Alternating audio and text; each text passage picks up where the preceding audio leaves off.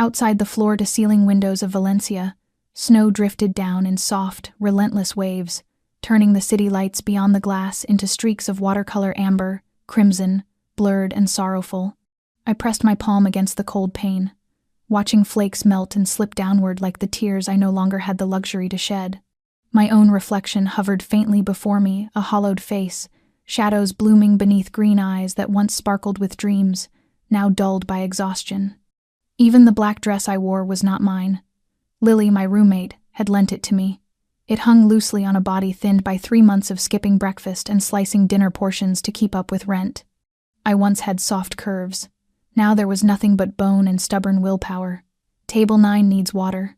Marcus, the night manager, snapped as he walked past without bothering to look at me. I was nothing here, just another invisible waitress swallowed whole by the city and spat back out as if I had never existed. I lifted the heavy crystal carafe, my hands trembling from cold and fatigue. Valencia hummed with the restrained elegance of polished cutlery against porcelain, hushed conversations, soft laughter from people who had never been forced to choose between paying the electric bill and eating. Valencia was not made for people like me. It catered to the powerful, to old dynasties, to names spoken only in whispers.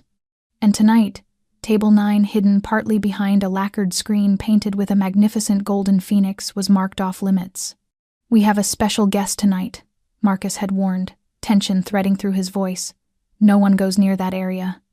But water was still water, and tips were still tips. I turned, my worn heels clicking against the marble floor, each step a careful trespass into a different pocket of air.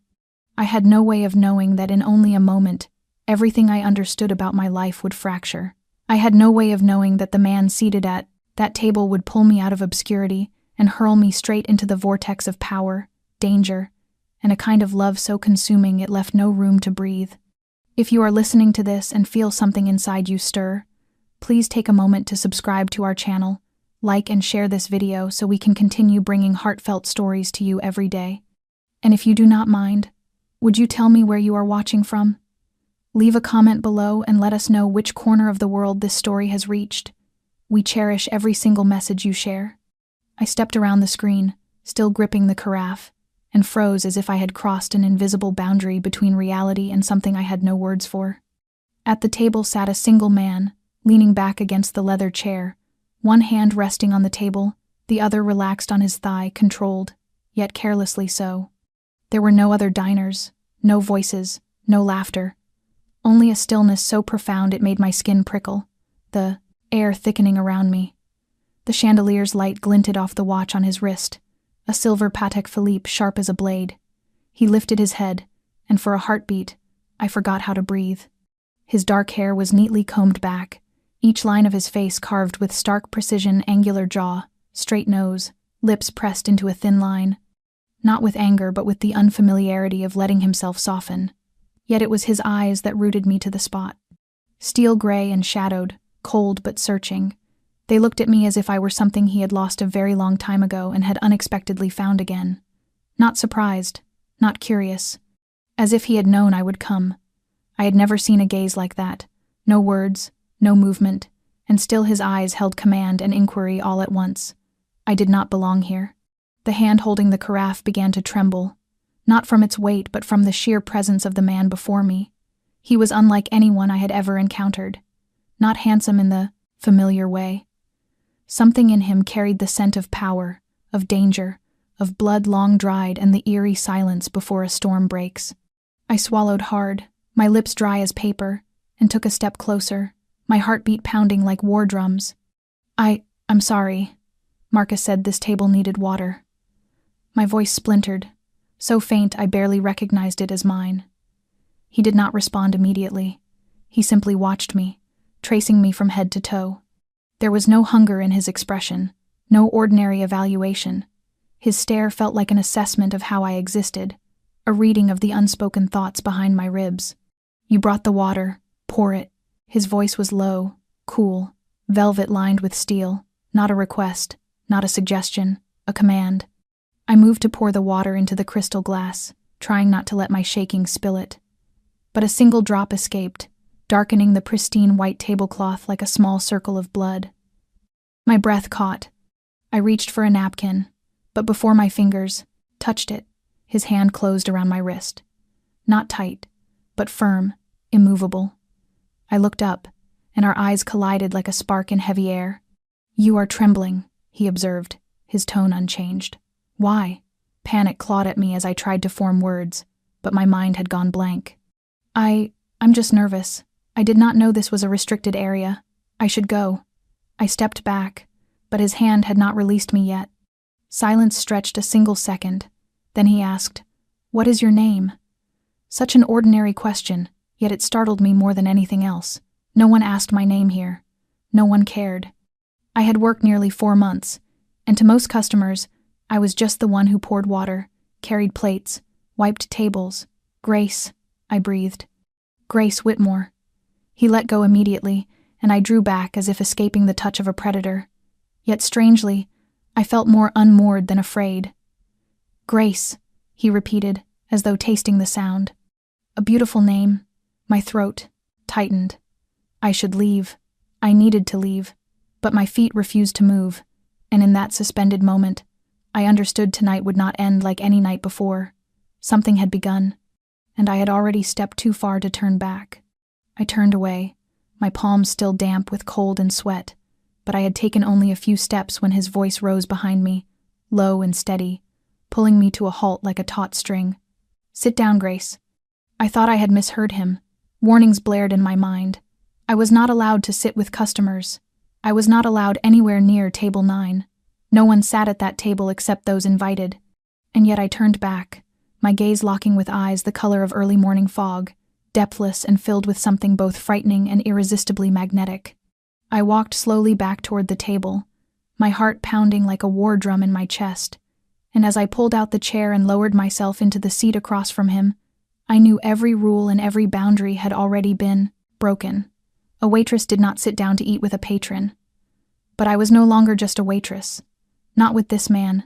He lifted a hand in a brief gesture, and only a few seconds later, another server appeared, carrying a large silver tray that he set down gently between us. On it were 2 plates of steak, warm bread, a bottle of red wine already uncorked, and clear glassware that caught the light. No one asked what I wanted. No one asked whether I even wished to eat. Everything had been prepared as though my presence had been anticipated long before I arrived. Jack slid a plate toward me, a small movement executed with quiet authority. "Eat." I looked at him, hesitating, but my stomach ached with the familiar, deep hunger that had lived inside me for months, weaving itself into the shape of my body like breath. I picked up the knife and fork, trying to steady my hands as I cut the first piece. The steak was tender, perfectly cooked, juices slipping out in warm, brown-red trails laced with the scent of pepper and browned butter. I ate without speaking, without lifting my gaze, hearing nothing but the sound of my own chewing echoing too loudly in a space that felt impossibly vast. Jack ate slowly, calmly, as if he had all the time in the world, while I had only one fragile moment to exist. At some point, the wine in my glass had been poured full. I lifted it to my lips, taking a small sip, the dark red burning its way down my throat. I was not used to drinking, but refusal felt dangerous. The pressure in the air thickened like a fog that refused to lift. He did not need to raise his voice. He did not need to threaten. His presence alone made me fold inward, as if he were peeling back layers of me I had tried to keep hidden. "How long have you worked here, Grace?" The question startled me, simple yet anything but harmless. I swallowed my food and forced my voice into something steady. 4 months. I was still in college, but my mother passed away last year, so I left to work. I did not know why I suddenly mentioned my mother.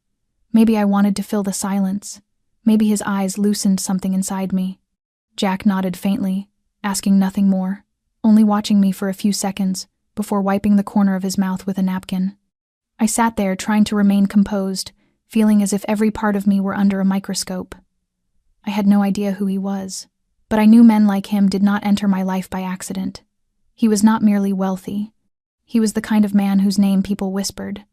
I could sense it in the way the staff bowed their heads around him, in Marcus's wary glances from afar, in the gravity that clung to him like a shadow no one could imitate. The meal ended in silence. I began to rise when he said, "You should not go home alone. The snow is getting heavier outside. I will have a car take you." I wanted to refuse. I truly did. but that voice left no room for resistance. It was silk wrapped around cold steel. I nodded as if the choice belonged to me, though somewhere deep inside I knew that, from the moment I approached Table 9, none of my choices had really been mine anymore.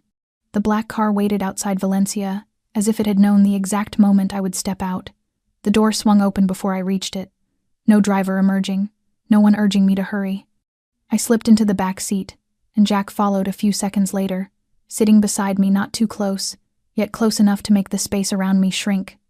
The car glided forward, smooth and silent as if floating over ice. Snow pressed thick against the windows, the streetlights dissolving into molten halos beyond the misted glass. I sat still, my hands resting on my lap, palms still cold. Jack did not speak for several minutes. The space between us felt dense, heavy with things unsaid. I tried not to look at him, yet I could not escape the sense of being watched. When I finally glanced over, his eyes were already waiting, unmoving, unashamed, studying me with a quiet intensity that made me forget how to blink. "You do not trust strangers," he spoke softly, nearly a whisper, yet his words rang clearly through the enclosed space. I blinked, startled, then offered a thin smile. Who would trust them? He tilted his head, one leg crossed over the other, one hand resting along the seat. That answer did not come from reason. It came from fear. He did not ask.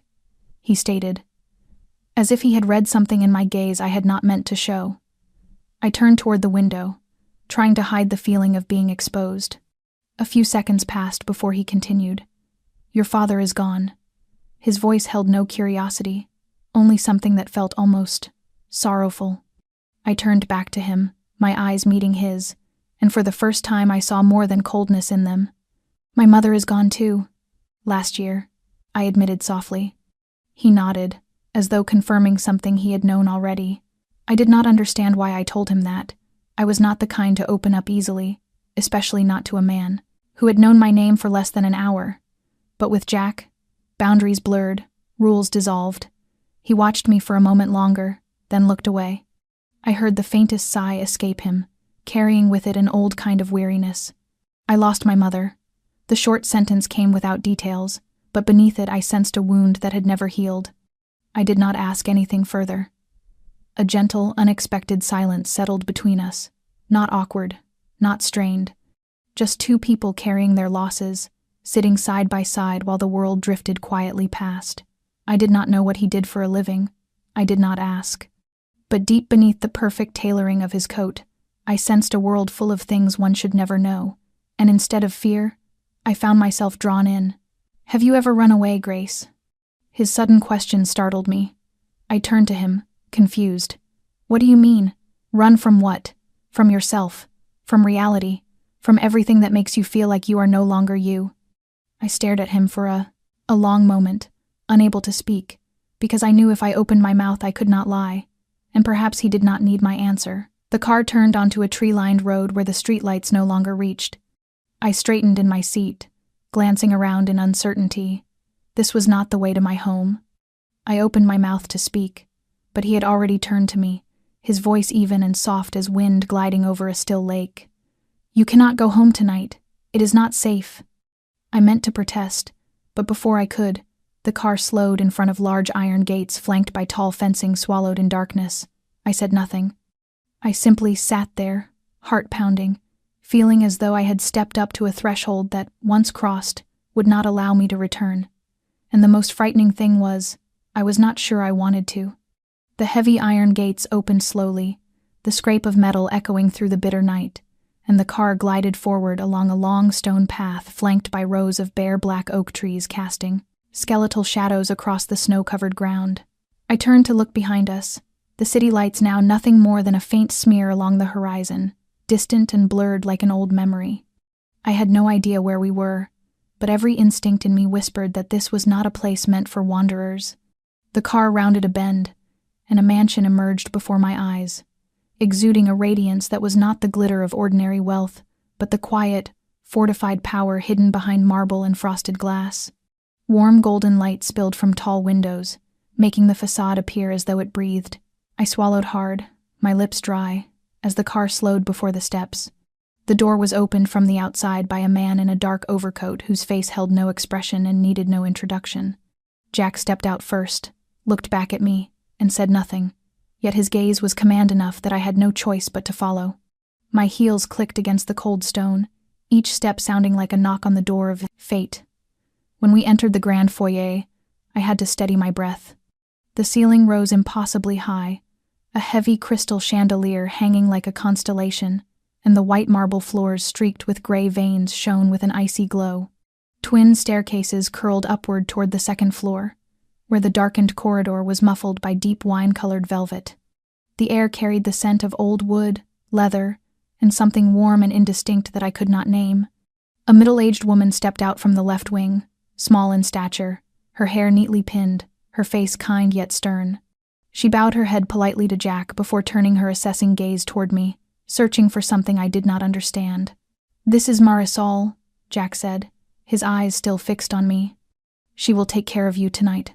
I turned toward him, wanting to ask a question, any question, but he was already walking deeper into the house without looking back.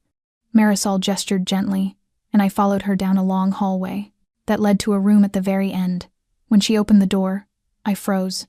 A large bedroom stretched before me, French windows overlooking a snow-covered garden, a fire crackling in the fireplace, a wide bed dressed in clean white linen, a silk nightdress folded neatly atop it, soft fur slippers on the floor, and another set of clothes hanging on a wooden rack.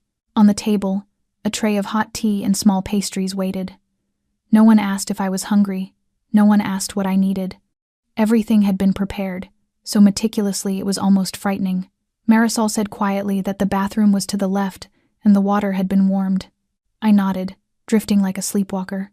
When she left and the door clicked shut, I stood alone in that unfamiliar room, my mind filled with questions, yet unable to shape any of them into words.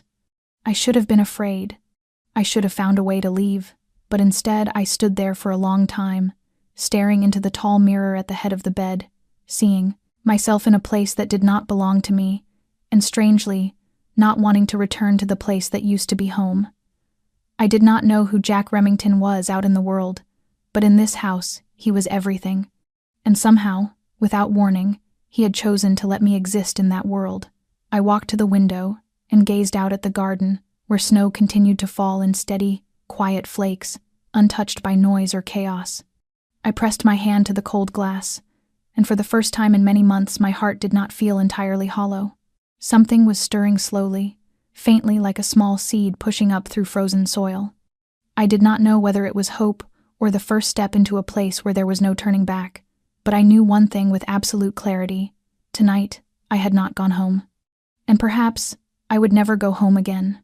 I woke in the middle of the night, not from a nightmare or a sound, but from the unmistakable sense of being watched. When I opened my eyes, the soft glow of a type lamp blurred the edges of the room, and Jack sat in the armchair near the window, one hand on the armrest, the other holding a glass of whiskey that shimmered amber in the dim light. His eyes remained fixed on me, quiet and unreadable. He did not speak at first, and I did not rush to ask. The room was so still I could hear the distant chime of a grandfather clock somewhere in the house, like a slow heartbeat. At last he spoke, his voice lower and rougher than usual, as if he had been thinking for a long time before deciding to say the words aloud. "Tonight, someone tried to poison me." His statement made me bolt upright, my heart tightening, my throat going dry. I did not know how to react, or even if I had heard him correctly. Jack took a slow sip of whiskey, then set the glass on the small table beside him. "The glass you poured water beside," he said steadily, each word precise, his gaze still locked on mine. My mouth opened, but no sound came out. I remembered the moment perfectly. Table 9.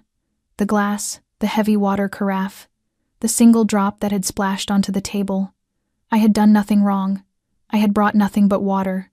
I had only done my job. He nodded lightly, as if reading the panic rising in my eyes. "He knew you had nothing to do with it.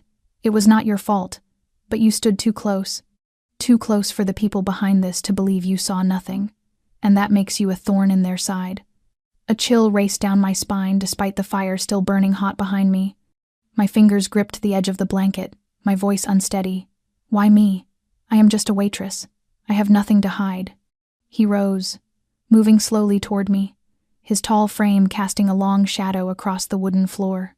He stopped at the foot of the bed, not sitting, not bending, just looking down at me with an expression carrying something both sad and stern. Because you walked in at the precise moment you should not have been there. You appeared when no one was allowed near that place. You saw things you should not have seen, even if you did not recognize them, and more than that. He paused, his gaze tightening.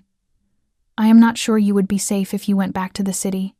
I heard every word, and deep inside me something began to rise, something I did not want to name. It was not fear. It was the bitter realization that I had been drawn into something larger, darker, and far deeper than I understood. I shook my head, but I do not know anything. I am just an outsider. I only want to go home, to continue my life. Jack sat on the edge of the bed, the distance between us shrinking to the space of a breath. You do not have a home anymore, Grace. These people do not spare those they believe might reveal anything. Whether you know something or not no longer matters. I looked at him, my eyes bright with confusion. Then, am I a hostage?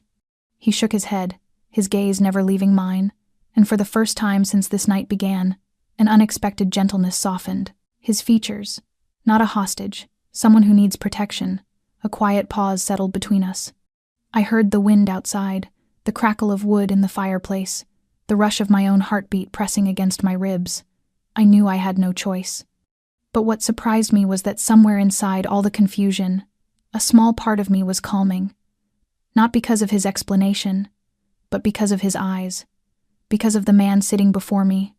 I did not know how long I would stay here, or what would happen next. But in this moment, right now, I knew one thing with certainty. I did not want to go back, not because I was afraid, but because for the first time after so much loss, someone had decided that my existence was something worth keeping. I could not sleep. The room was spacious, the blanket soft and heavy, the fireplace warm, yet none of that brought me comfort. Instead, it made me feel even more adrift, as though I were living inside a dream too unreal to trust. I sat up in the middle of the night, quietly slipped on the silk robe, and stepped out into the hallway. The mansion was steeped in silence, the dim wall sconces casting a muted glow that made everything appear suspended in another dimension. I walked barefoot, each step careful, afraid to disturb the fragile stillness enveloping the place. I did not know what I was looking for. Perhaps an exit. Perhaps a door that would lead me back to the life I used to know. Or perhaps simply the feeling of deciding for myself where to go. I stopped before a wide window overlooking the back garden, where snow continued falling in a thick white haze. Far beyond the fence, faint lights glowed, washing the garden in a pale mist. I wondered if anyone out there realized I was missing. Whether Lily had noticed I had not come home. Whether she had called the police. Whether anyone thought I had been taken, or merely assumed I was a young woman who wandered off after a long shift. I placed a hand over my chest, feeling my heartbeat quicken. A suffocating pressure rose inside me, a wave that threatened to drown what little reason I still clung to. I could not stay here. I could not accept everything simply because someone had told me I needed protection.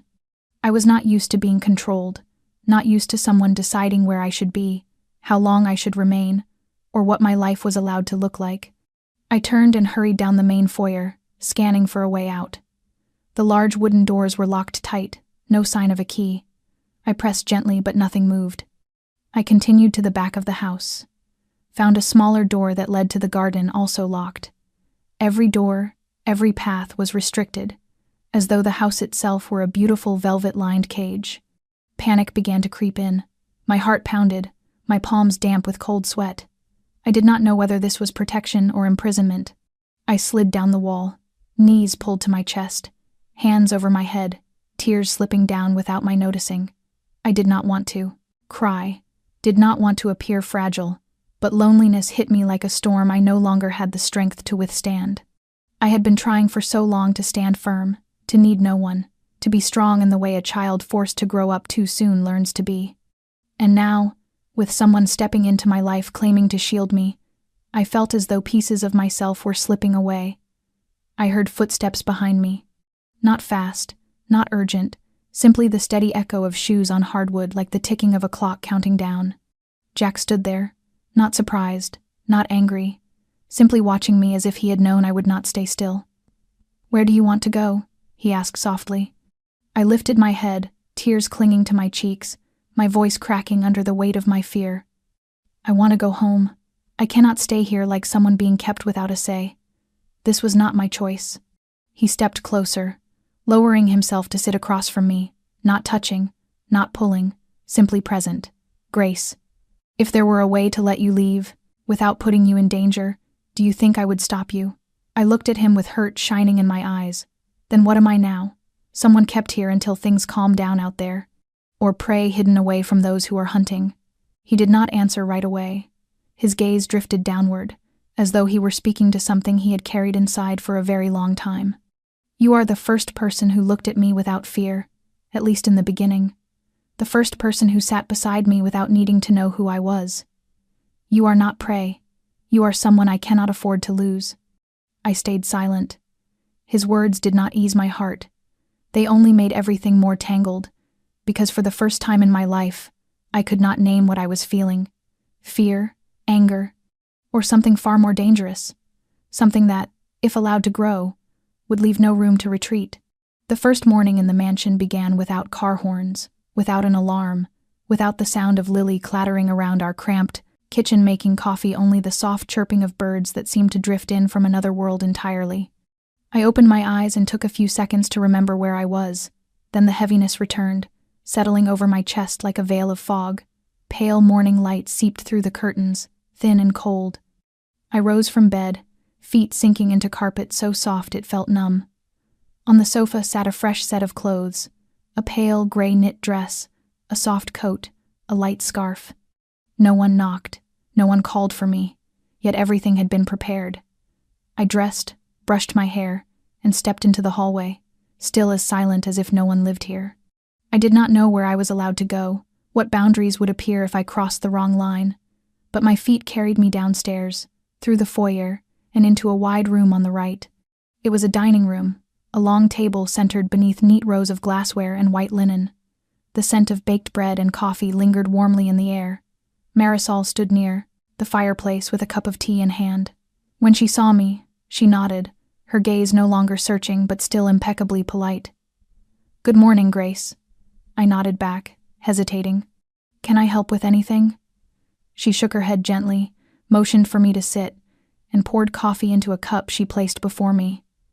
I looked around, noticing Jack was absent. "He left early," Marisol said, as though reading my thoughts. "He has some meetings, but if you need anything, you may ask me or Reese." I tilted my head at the unfamiliar name. "Who is Reese?" The answer came when a man entered the room, tall, dark-skinned, hair cropped short, eyes sharp as blades. Dressed entirely in black, he stood with rigid posture like a silent guardian. Marisol introduced him. "Reese is responsible for security here." I nodded, trying not to react. He did not smile or greet me, only dipped his head once and stood in the corner, presence steady and watchful. I drank the coffee and ate a few bites of pastry, though my sense of taste felt muted, whether from nerves or from having forgotten what it felt like to savor anything. When I rose to leave the table, Reese stepped forward once, his voice low and firm. "If you wish to take a walk, stay within the grounds of the estate. The front gate is monitored, and the woods behind the house are not safe." I froze. His tone was not threatening, yet it chilled me all the same. I nodded without speaking and stepped outside into the front garden, feeling as though every step I took was observed. There were no visible cameras, but I knew I was being watched. The tall windows, the shadowed hallways, the immaculate corners, they were all places where unseen eyes could linger. I wandered past flower beds withered by winter, fingertips brushing the cold wooden fence. No sound filled the air except the wind whispering through bare branches. I did not know whether this was care or confinement. I did not know whether Reese was a protector or a guard, but I knew with absolute certainty that every step was noted, every movement contained. When I returned inside, I found Marisol arranging books on a shelf, her hands graceful and precise. I watched her for a moment before asking, "How long have you worked here?" She smiled softly, without looking up. "Nearly 20 years. I cared for Jack's mother before she passed. She was a remarkable woman." Her answer stunned me. There was something sorrowful in her tone, a fragment of memory still lingering like dust in sunlight. I did not ask anything more. I retreated to my room and closed the door gently behind me. The feeling of being watched remained, clinging to me like a thin veil of smoke, weaving into the cracks of my thoughts. I sat on the edge of the bed, overwhelmed by questions with no answers. In this place, I did not know who was friend, who was simply watching, or who waited for me to misstep. But I knew one thing with unsettling clarity. From this moment on, my existence no longer belonged solely to me. I did not expect to see Jack again that morning, at least not so soon. After returning to my room, I tried reading a few pages of a book to quiet the shapeless anxiety lingering in my chest, but not a single word stayed with me. When Marisol knocked and invited me down for breakfast, I simply nodded and followed her, still unable to shake the faint sense of being watched that clung to the house like a thin veil of fog. The dining room had already been set, morning light spilling through the large window and warming the space, though the air remained still, as if waiting for something unspoken. When I stepped inside, Jack was already seated at the head of the table. He wore a pale gray shirt, no tie, sleeves rolled neatly to his elbows, the veins at his wrist visible beneath the simple black watch. His gaze settled on me the moment I entered, not in surprise or urgency, but as though he had known the exact minute I would appear.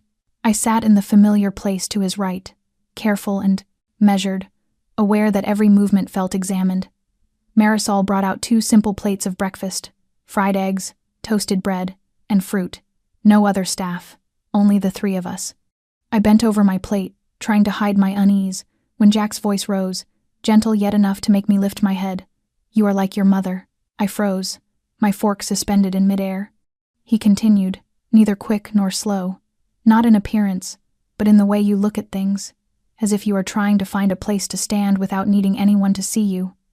I swallowed, my throat tight. "What do you know about my mother?" Jack set down his cup of coffee, his eyes softening. He did not look at me when he spoke, but at the window where the snow still clung to the sill.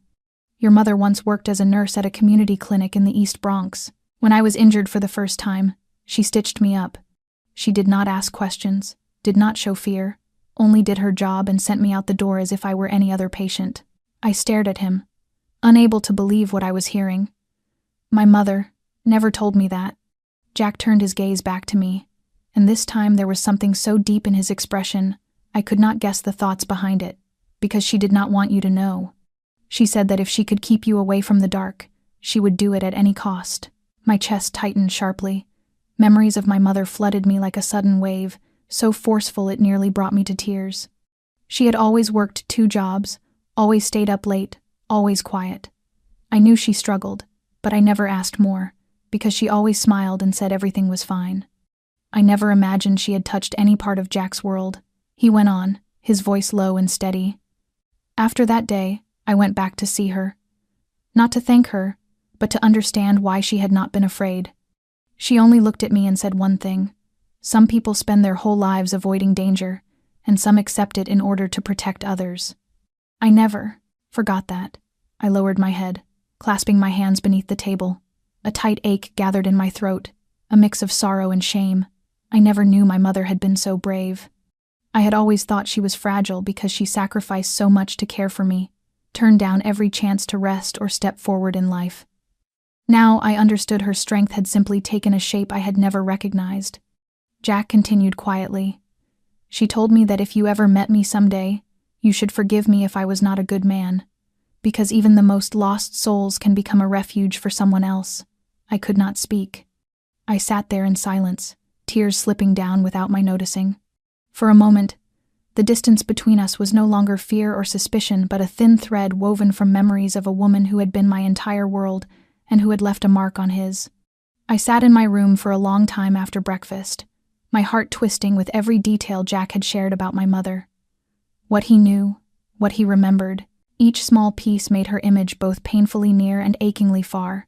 I felt caught between 2 worlds, one made of the truths I had always believed, the other of shadows slowly revealing themselves, piece by piece. I no longer knew which one was real. The phone had been placed on the desk without my noticing. Marisol had brought it, saying only that Jack wanted me to contact anyone who made me feel safe. But when I picked it up, my palms were damp, my heart beat frantic. I dialed Lily's number. One ring, then another, then a third. When she answered, her familiar voice tightened my throat. "Grace? Good Lord, where have you been? I called you all night. You did not come home. You did not text. I thought something happened." I closed my eyes, inhaling deeply, trying to steady my voice. "I am sorry, Lily. I am fine. I just needed some time."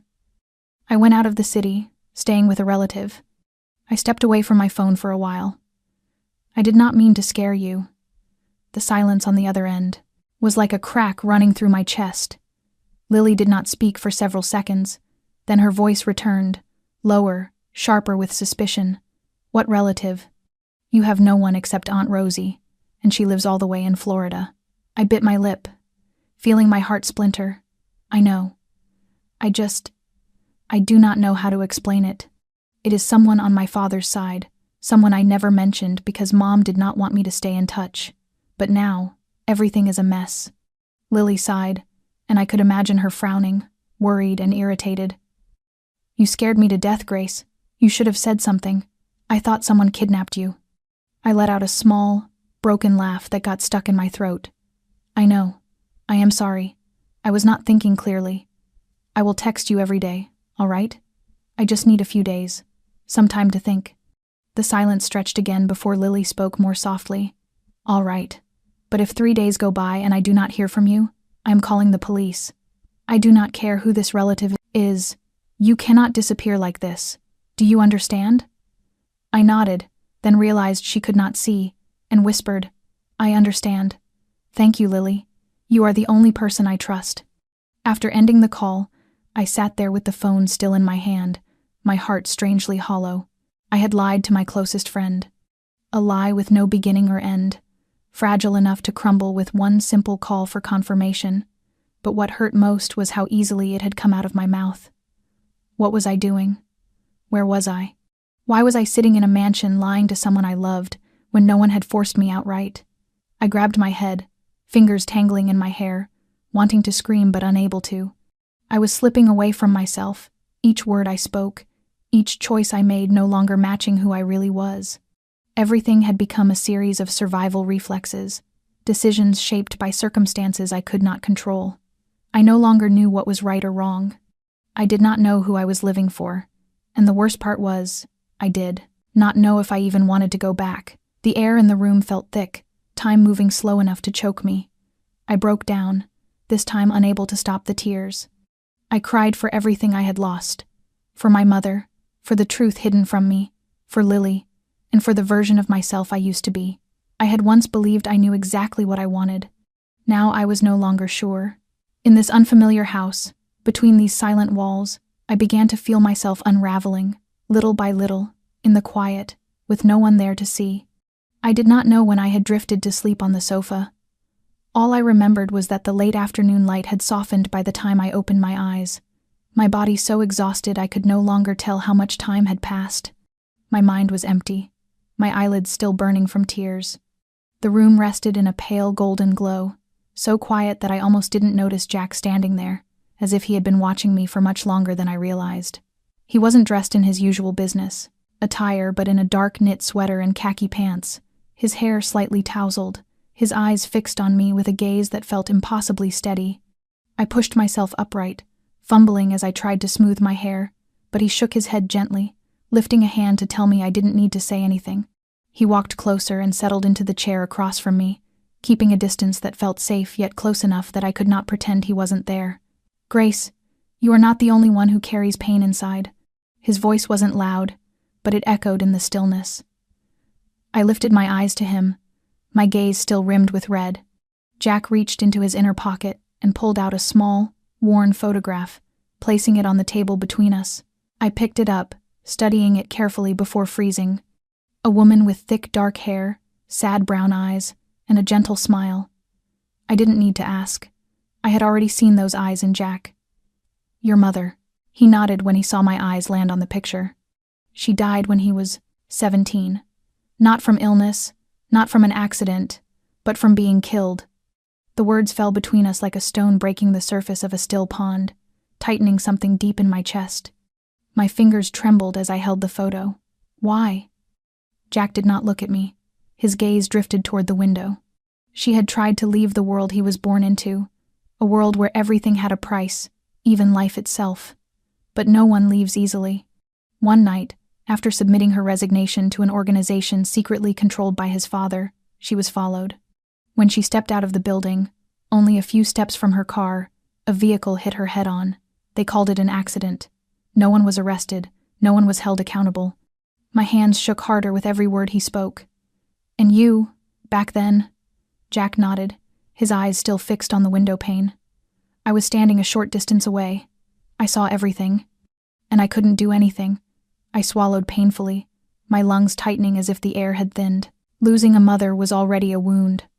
Watching it happen and being powerless must have been agony multiplied 1,000 times. I whispered, "I'm sorry." He looked at me, and for the first time, the strength I always saw in his eyes gave way to a sorrow that felt painfully human. She was the only one who taught me that kindness isn't weakness. She said that even those born in the dark have the right to choose the light, and if they cannot choose it for themselves, they can still choose it to protect someone else. I couldn't save her. But if I ever have the chance again, I will not stand still. He held my gaze for a long, unbroken moment, as if the promise wasn't just for himself but somehow also for me. "Grace, when you walked in that night, in that unfamiliar black dress, with eyes exhausted yet honest, I saw my mother. Not in how you looked, but in the way you kept living even though life had been merciless. I didn't plan to keep you here at first. But then I realized that to let you walk away, I might have to stand there and watch another woman disappear. And I cannot bear that again." I sat frozen, and after a long time, I reached out and placed my hand lightly on the photograph.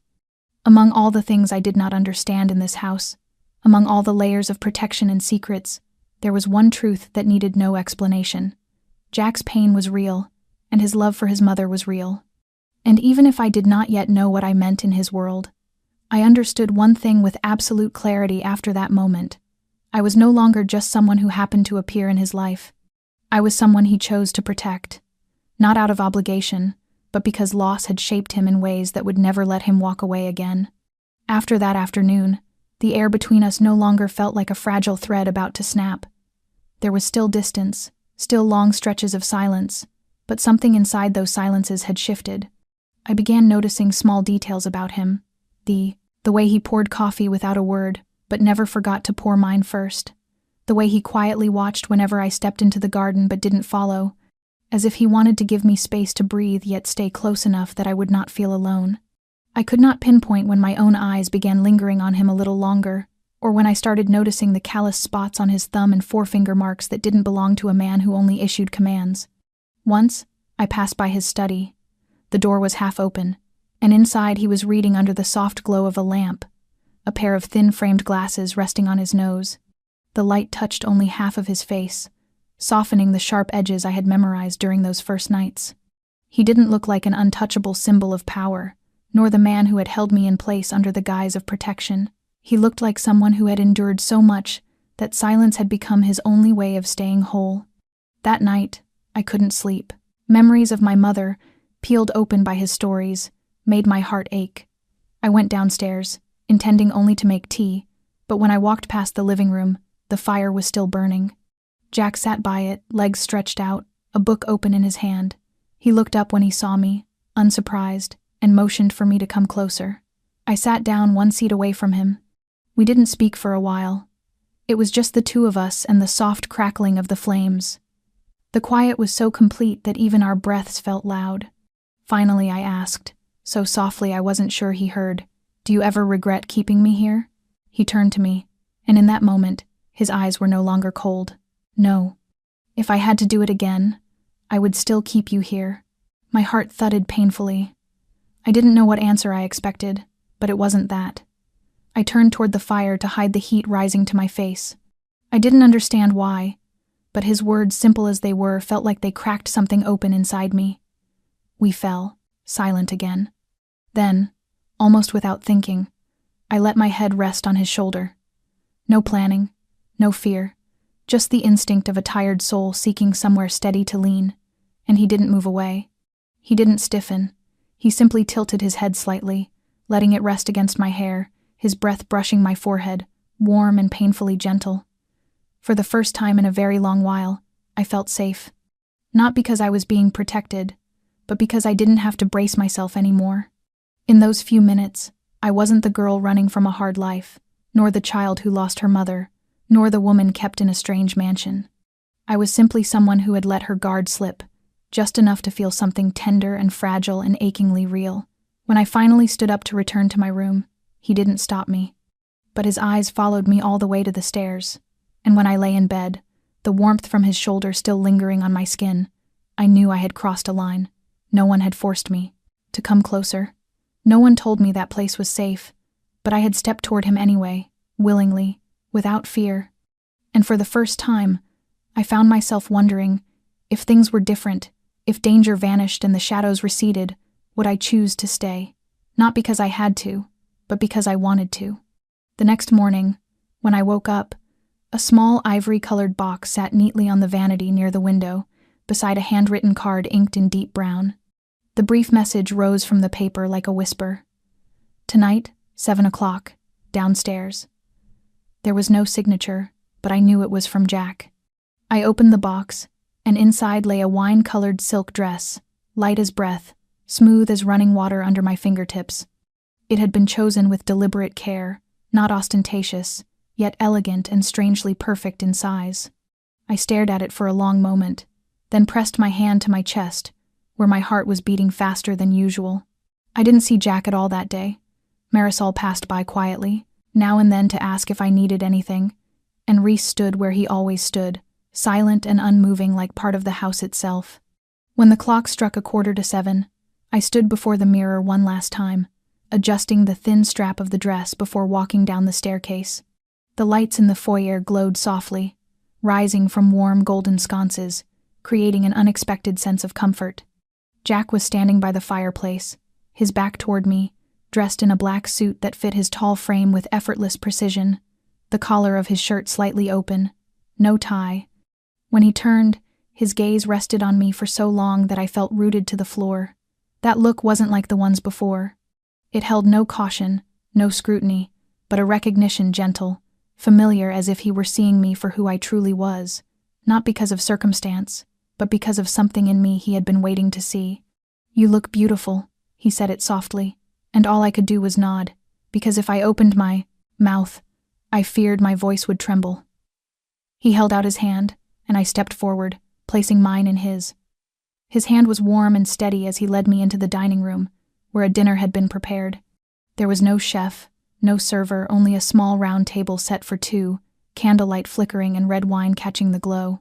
We ate mostly in silence, but it was a silence that felt easy, unburdened, as if each moment were weaving something delicate, yet undeniably real between us.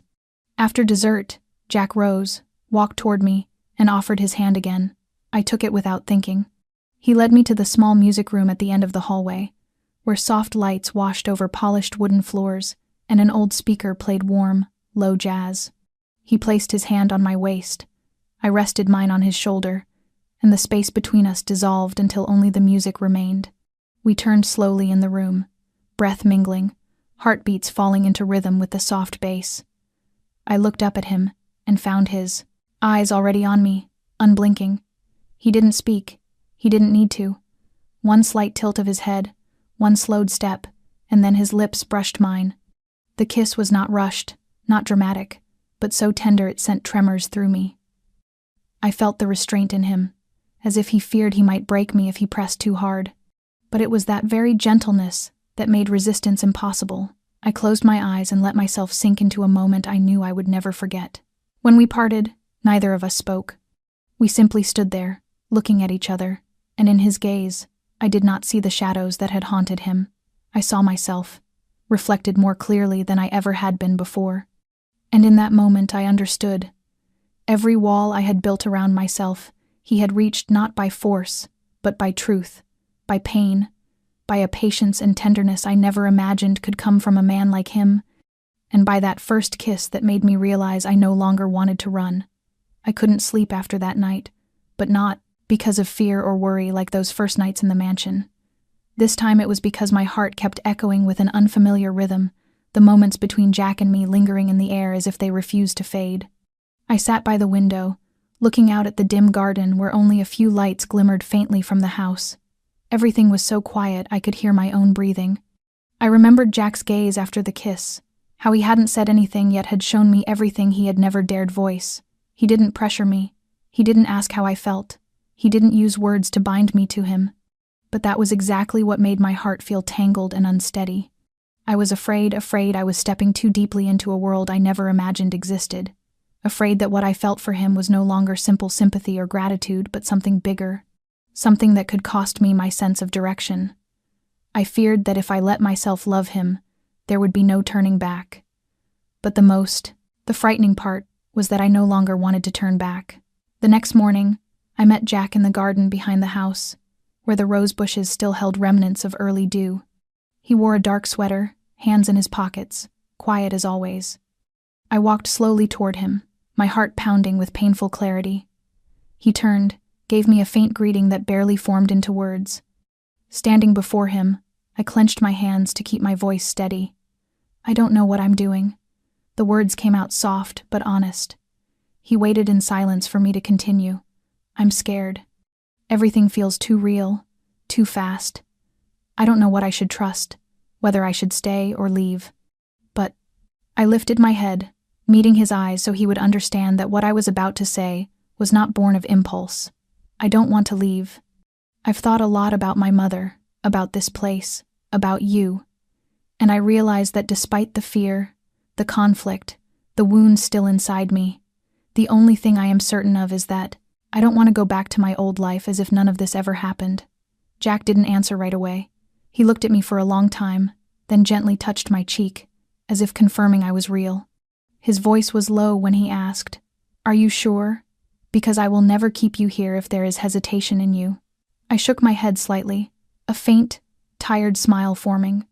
"I'm not sure what will happen next, but I'm sure if I turn away now, I'll regret it for the rest of my life." He pulled me into his arms, holding me just firmly enough that I felt I belonged there. No grand words, no extravagant promises, just the two of us standing in a quiet garden, silently agreeing that from this moment on, neither of us would stand alone. I leaned into his chest, feeling the steady beat of his heart, his warmth filling the hollow spaces I had guarded for so long. And I knew that even though uncertainty still lay ahead, though shadows still lingered somewhere beyond the garden walls, I had found something unmistakable amid the turmoil. I chose to stay, not out of fear, not because I was kept here, but because in this place, beside this man, I had found something I once believed was not meant for me: peace, understanding, and a love quietly growing with every silent day. That afternoon, after our conversation in the garden, Jack told me to follow him down to the eastern basement of the mansion, a place I had never set foot in since arriving. The hallway was carpeted thickly, flanked by old stone walls, softened by rows of warm yellow sconces spaced with precise symmetry. His hand held mine the entire way, and though he said nothing, something in his eyes made it clear this was not a casual stroll. When the large, dark wood door appeared before us, he paused and drew from his pocket a ring of keys, not ordinary keys, but numbered ones, heavy and finely crafted. He unlocked the door, and it opened with a surprising gentleness. Inside was not a wine cellar or a room of antiques as I had imagined, but a quiet, minimal space. A long table, several chairs, a filing cabinet, and a vault built into the wall, half hidden behind a shifted painting. Jack led me to the vault and slipped a thin, cold metal key from his inner pocket. He placed it in my hand, his eyes never leaving my face. "This is the master key to this safe." His voice was soft, and I looked down at the small object resting in my palm, as if it were the most dangerous thing I had ever held. "What's inside?"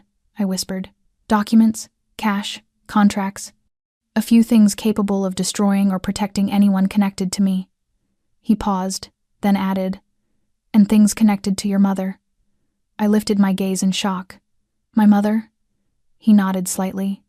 "She once kept copies of certain files for me. She didn't just save my life medically, she saved it by trusting me. I never told you because I wasn't sure you would want to know.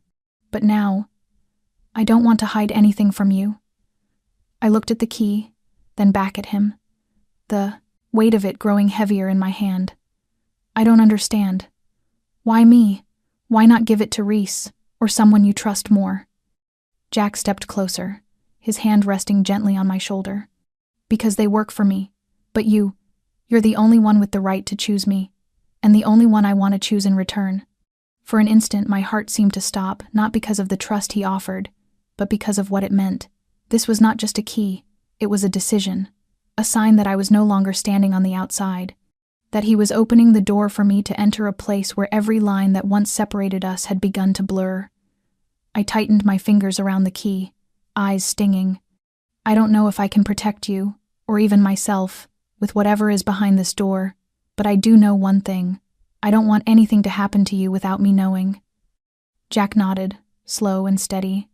I don't need you to understand everything right now. I only need you to know that if someday you have to choose, I want you to know you have the right to. He walked to the table, picked up a thin folder, and set it atop the unopened vault.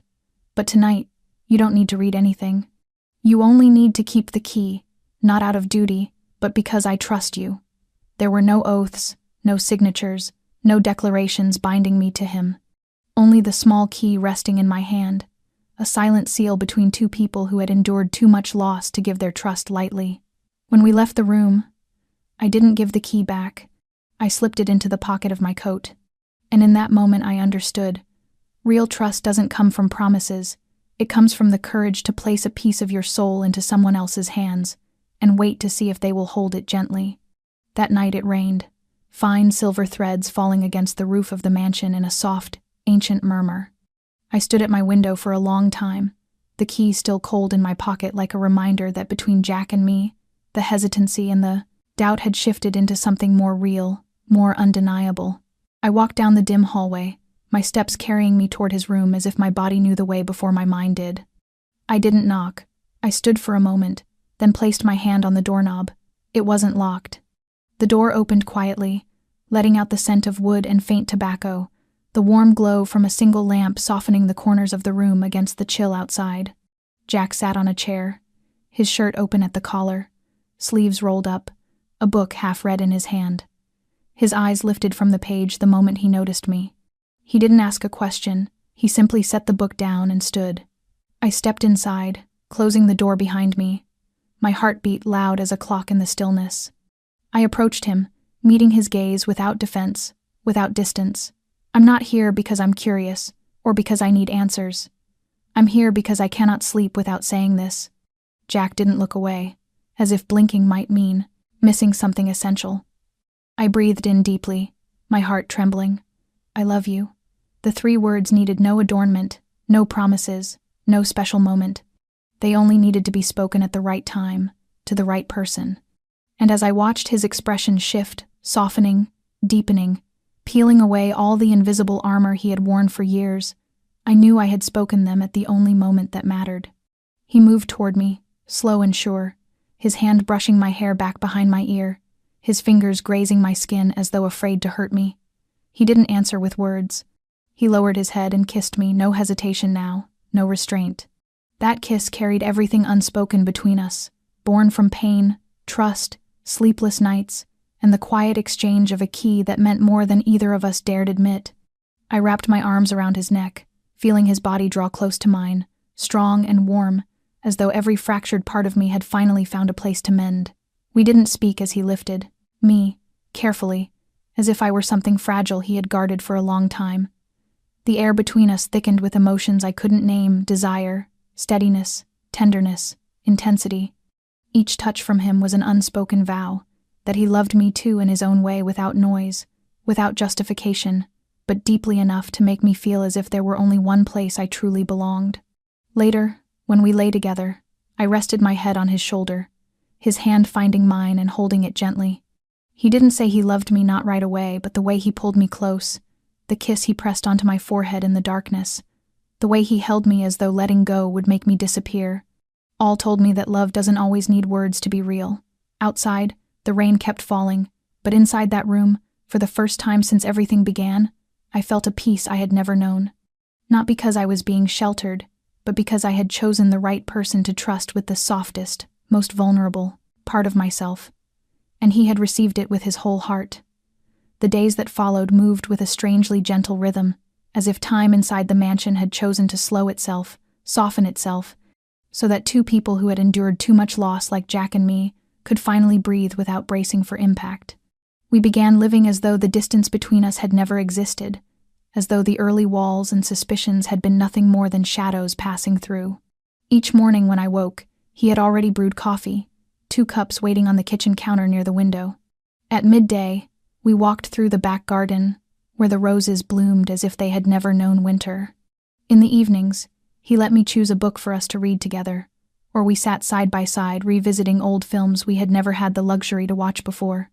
Within that calm, I found myself thinking about things larger than my own life, about my mother, about the women who had slipped into the world of powerful men like Jack and never found a way back out, about girls like the one I once was, quietly drowning in a crowded city, working endlessly just to survive, with no time left to dream.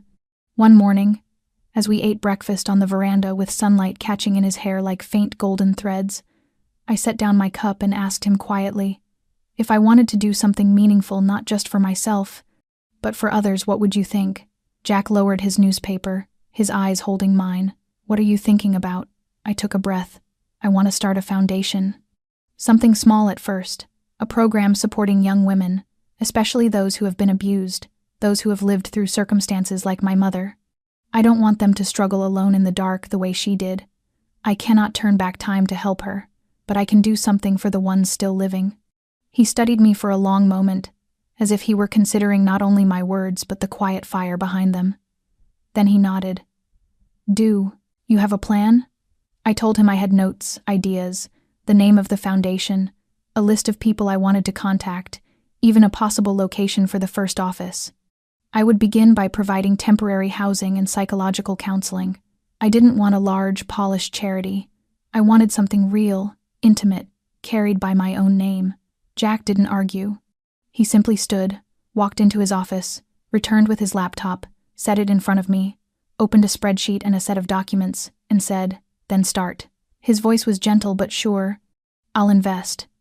Not because I love you, but because I believe you know exactly what you're doing, and because I believe this project will not only save others, it will save you." I squeezed his hand, unable to speak. Within the walls that had once sheltered me, I was now being given wings. I began working every day, writing proposals, making calls, building a team. Reese connected me with trustworthy lawyers, while Marisol introduced me to counselors who had spent years working in social service centers. Jack never interfered, but he always listened, always treated my ideas as if I were a real founder, not a broken woman he had pulled from the ruins. And every night, after the work was done, I still rested my head on his shoulder not for protection, but to remind myself that love does not require us to diminish who we are. Sometimes real love is when someone gives you space to become your best self, yet remains beside you, even when your dreams demand your attention. The crystal chandeliers shimmered like morning dew falling from a high ceiling inside the grand hall of the Lexington Hotel, where the first charity gala I initiated was taking place in an atmosphere both elegant and warm. Soft music threaded between round tables draped in white linens, mingling with gentle laughter and the delicate chime of glasses.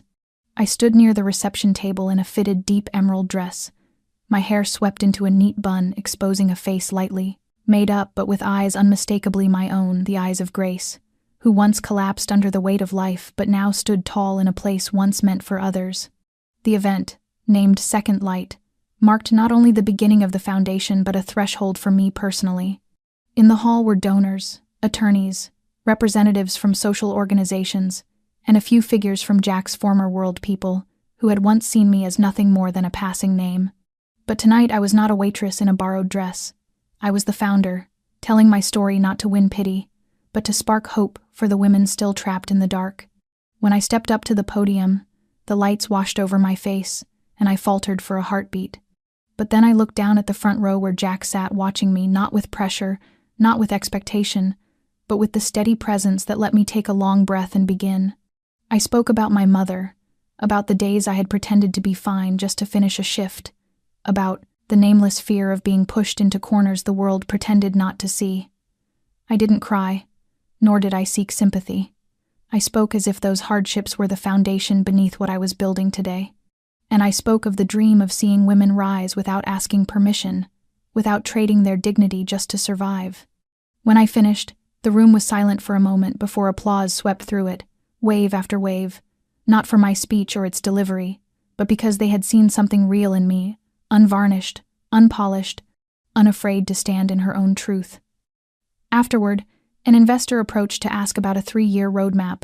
A female attorney who had defended abuse survivors offered her support to train legal advocates for the foundation. Reese stood nearby, watchful, guarding the new world I had stepped into, while Marisol smiled at me for the first time with the warmth of a friend rather than someone assigned to keep an eye on me. When I returned to Jack, he didn't speak at once.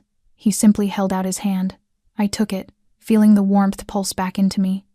"I'm proud of you," he whispered, not loudly, not for anyone else to hear, but enough to make my heart stumble.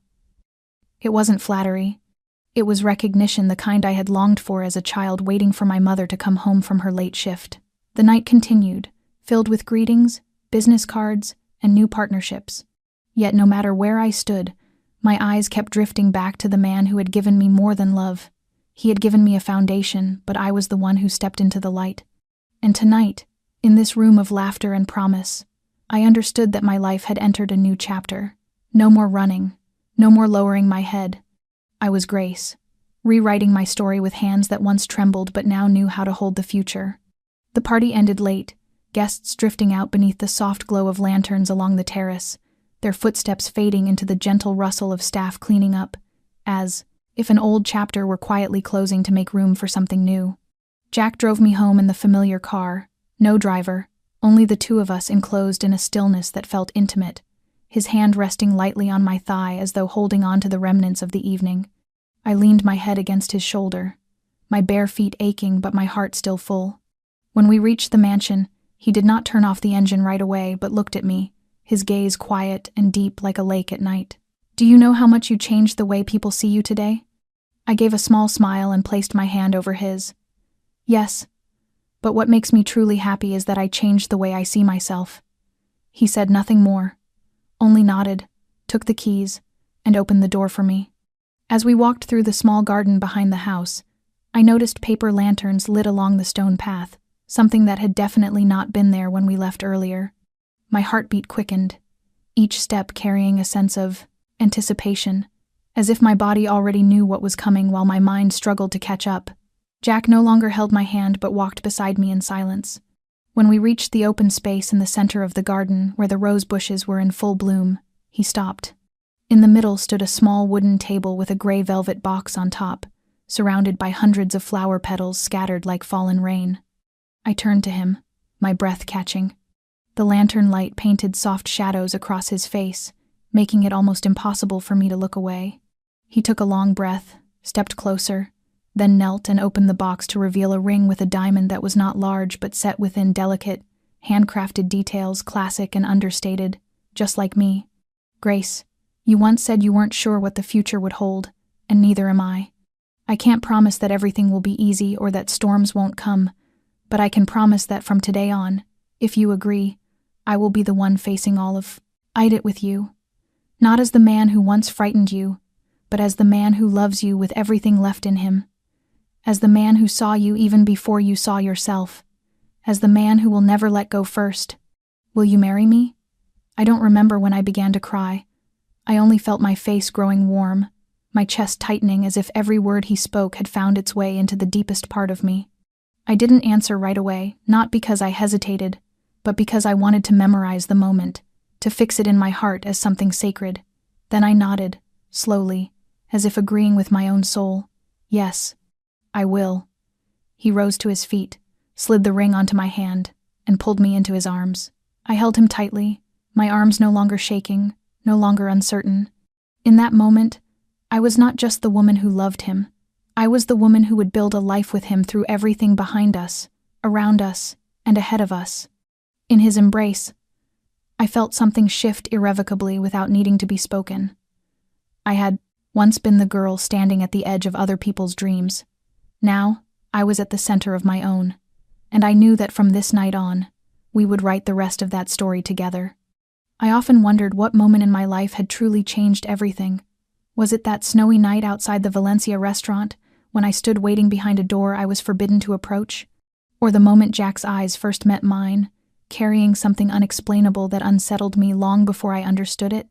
Or perhaps it was when I realized I could say, "I love you," without fearing the pain that might follow. Today, as I stood by the window of the mansion that had once been a place of fear and was now a home I chose, I saw a reflection of who I once was shimmering in the glass, a thin, weary young woman who believed she deserved only the smallest crumbs life offered. I do not forget her. I do not dismiss her wounds or the tremors that once shaped her. Without those days, there would be no version of me that stands here now, Grace, who is strong, who knows what she desires, who dares to love, to choose, and to keep moving forward. Watching Jack water the roses on the patio, his posture calm and steady, I couldn't help but smile. The man who once frightened me was now the place I returned to whenever I felt unsteady. What we share is not a fairy tale spun from impossible romance.